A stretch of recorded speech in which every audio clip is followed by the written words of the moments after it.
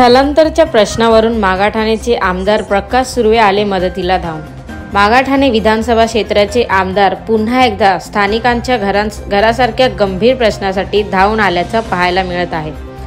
गोरगरिबांचे आमदार प्रकाश सुर्वे यांनी मागाठाणे विधानसभाचे स्थानिक झोपडीधारक यांना कुठेही स्थलांतरित करू नये या संदर्भात SRA अधिकारी यांच्याशी बैठक घेऊन या संदर्भात पूर्णपणे चर्चा करण्यात आली, ज्यामध्ये झोपडीधारकांना कोणत्याही इतर ठिकाणी स्थलांतरित करू नये या संदर्भात चर्चा करण्यात आली।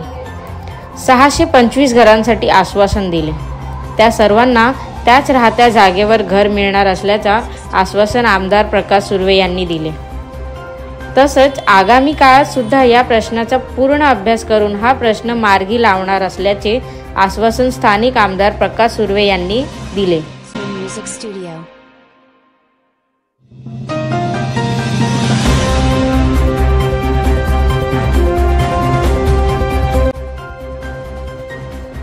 आता तुम्ही बघितलं असाल, इथे आलेले सर्व ते झोपडपट्टीवासी आहेत। त्या रोडच्या बाजूला असणाऱ्या झोपड्या आहेत, त्यानंतर डिझर्व बिल्डर मध्ये जाणाऱ्या 325 झोपड्या आहेत। अशा टोटली एकूण 682 झोपड्या बाधित होत आहेत। त्याच्यामध्ये 325 घरांना त्यांनी देण्याचं कबूल केलेलं होतं। मी सांगितलं होतं की माझे उरलेले 382 जी लोक आहेत त्यांना सुद्धा घरं तिथेच मिळावी, त्यांना पाठवण्याचा निर्धार होता गणेशनगरला। मी बोललो अजिबात असं करता कामा नये, हे आमचे मतदार आहेत आणि गेली कित्येक वर्षापासून 50 वर्षापासून तिथे राहतात, त्यांचा हक्क आहे तिथेच मिळावं। कारण तसं बघायला तर कायद्याची बाजू अशी आहे 3 किलोमीटर मध्ये घर दिलं पाहिजे, पण ते गणेशनगर 8-10 किलोमीटर लांब होतो। पण तसं न करता आम्ही सांगितलं त्यांना इथेच घर द्या। मग आता जो ज्यांनी स्कीम घेतलेली आहे भारद्वाज बिल्डर, त्यांचा प्रतिनिधी सुद्धा तिथे आला होता। त्यांच्याशी सुद्धा माझं बोलणं झालं, त्यांच्या मालकाशी सुद्धा बोलणं झालं।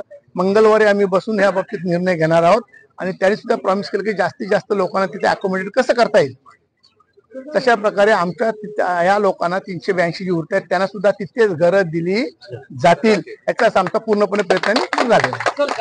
जागेचा देखील काही इश्यू झाला होता, ज्यामध्ये शिफ्टिंगचा देखील सांगण्यात आला आतमध्ये। त्या संदर्भात CEO ने देखील सांगितलं की मोहित कंबोज यांचा देखील उल्लेख। हो बरोबर, मोहित कंबोज जी भारद्वाज कंपनी आहे त्यांनी ती स्कीम घेतलेली आहे, त्यामुळे त्यांना मी विनंती केली मोहित कंबोजने, त्यांनी ती मान्य केली विनंती।